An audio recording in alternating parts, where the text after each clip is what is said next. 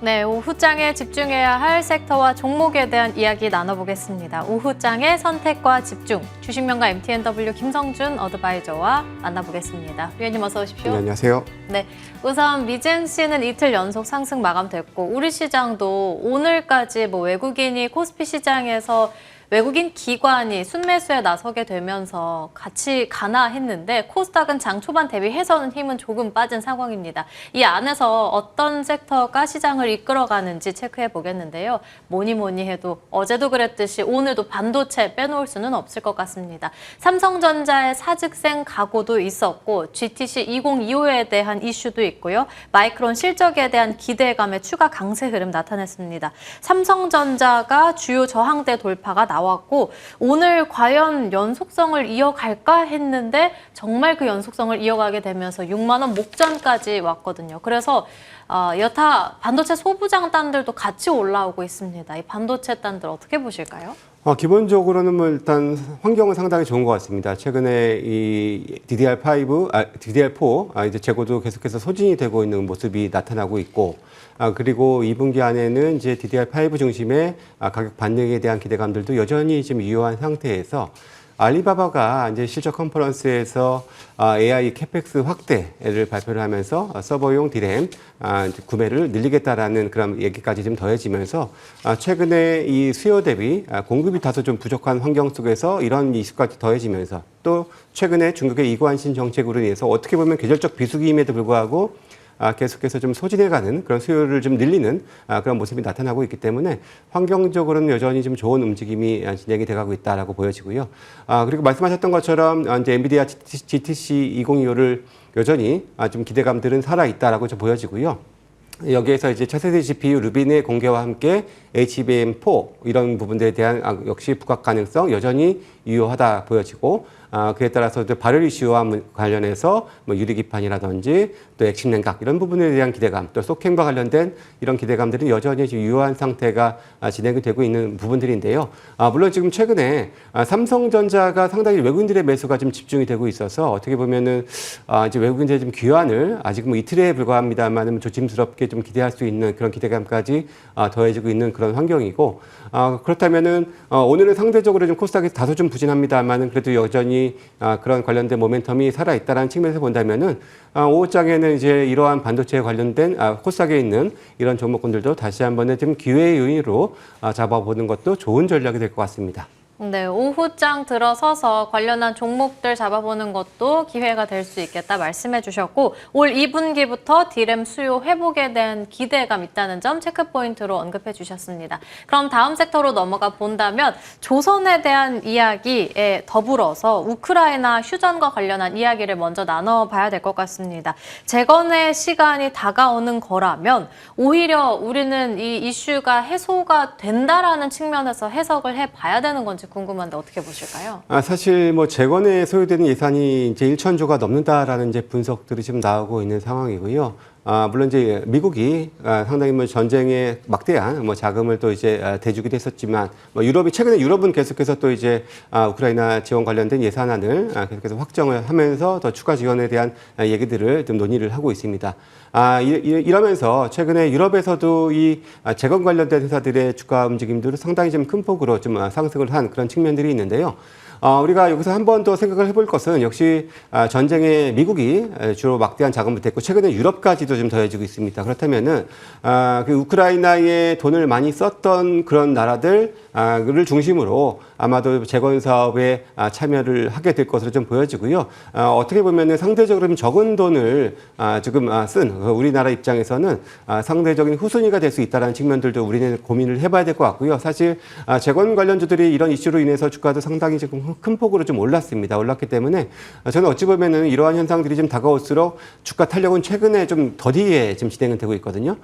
그렇다면은 어떻게 보면 이제 모멘텀이 서서히 좀 소멸해가는 구간은 아닐까라는 차원에서 지금 저는 이제 과도한 추격 매수는 다소 좀 이제 자제를 해야 될 구간으로 진입이 됐다라고 좀 생각이 좀 듭니다.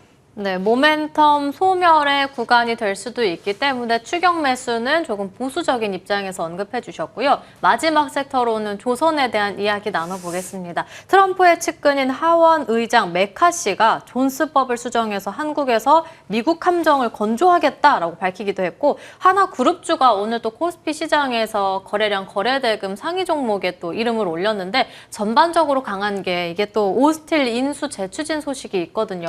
여기에 분명히 우리나라 이 조선사들이 힘입을 수 있는 거 맞겠죠? 예, 분명히 뭐 미국을 중심으로 최근에 이제 시장의 기회가 많이 열리고 있는 건 사실입니다. 역시 뭐 LNG 시장의 확대에 대한 기대감들도 여전히 유효한 상황에서 뭐 군함과 MRO 관련된 수주에 있어서 국내 업체들이 상당히 좀 유리한 고지에 있는 그런 상황들, 또 이제 미중 갈등 속에서 역시 뭐 중국의 조선사를 좀 배제하는 그런 움직임들은 여전히 기대할 수 있는 요인이기 때문에 충분히 그런 기회 창에서는 상당히 좀 긍정적인 측면은 분명히 있고, 또 말씀하셨던 하나그룹의 오스탈, 호주의 오스탈 그런 지분 공개 매수 소식도 있었고, 어제는 또 하나오션이 또 이제 대만 에버그린사의 그 초대형 컨테이너선 6척 수주 소식도 있었고, 삼성중공업도 역시 이제 어제 또 9척에 또 추가적인 수주 수주까지 더해지고 있어서 작년과는 다르게 좀 올해 좀 빠른 그런 수주의 그 물량들이 좀 늘어나고 있다는 점들도 상당히 좀 고무적이라고 할 수가 있습니다.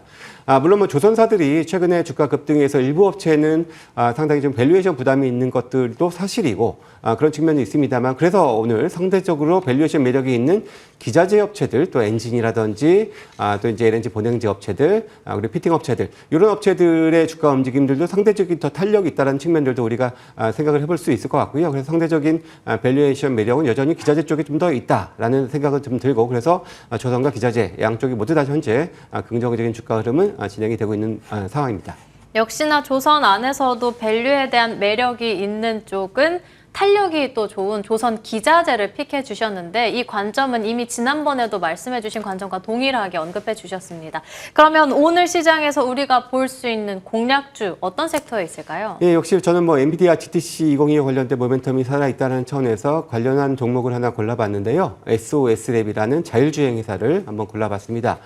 물론 최근 들어서 테슬라가 주가가 부진하면서 자율주행 섹터가 다소 조금 처지는 주가가 좀 부진하는 흐름을 좀 보여주고 있습니다만은, 사실상 SOS랩은 테슬라의 자율주행과 다른 그래도 영역에 있는 그런 회사라고 볼 수가 있겠고요. 최근에 이제 BYD가 이제 ADAS를 무료로 공개함으로써 레벨 3 수준의 자율주행 기술이 좀 빠르게 도입될 수 있다라는 기대감들도 있는 부분들이고요. 특히나 좀 미중 갈등 속에서 동사가 지금 생산하고 있는 이 라이다 같은 경우에도 수출 제한 목록에 포함이 돼 있었기 때문에 시장 점유율을 높이는 데는 보다 더 긍정적인 그런 최근의 그런 상황이다라고 볼 수가 있는데, 무엇보다도 이제 엔비디아의 자율주행 플랫폼인 이제 오린의 이제 이 회사의 SOS랩의 이 라이다가 호환이 가능한 장비라고 할 수가 있는데, 현재로서는 이 호환이 가능한 회사가 이제 루미나랑 SOS랩 두 회사밖에 없습니다. 없는 상황이기 때문에 충분히 이번 또 행사를 통해서 관련된 얘기들이 좀 공개될 가능성이 있다라는 차원에서의 좀 우리가 긍정적으로 볼 수가 있고요. 특히 또 이제 올 하반기부터는 이제 현대차의 이동형 로봇에 이제 동사의 라이다가 2개씩 들어가는데, 하반기부터 이제 매출이 시작이 됩니다. 그래서 이런 측면들도 좀 더해질 수 있고, 이를 통해서 올해 하반기에는 흑자 전환까지도 읽어낼 수 있는 그런 부분들이기 때문에 뭐 현재 시점에서 또 박스권 하단에 있습니다. 있기 때문에 충분히 좀 접근이 가능한 가격권이다라고 말씀을 드리겠습니다. 오늘은 자율주행 관련한 SOS랩 꼽아주셨는데, 장 초반 대비해서는 상승폭은 둔화돼서 현재 구간에는 12,240원 지나가고 있거든요. 그러면 오히려 지금 시점이 딱 매수의 기회인 건지 가격 전략 어떻게 세워볼까요? 예, 일단은 뭐 이제 차트를 잠시 보시면서 말씀을 드릴 텐데요. 최근 들어서 어떻게 보면 12,000원 부근, 그리고 대략 한 15,000원 초반대 이런 박스권의 그런 양상들을 좀 보여왔었는데, 최근에는 역시 테슬라 부진과 함께 계속해서 좀 추세적인 하락을 좀 보여왔었습니다만은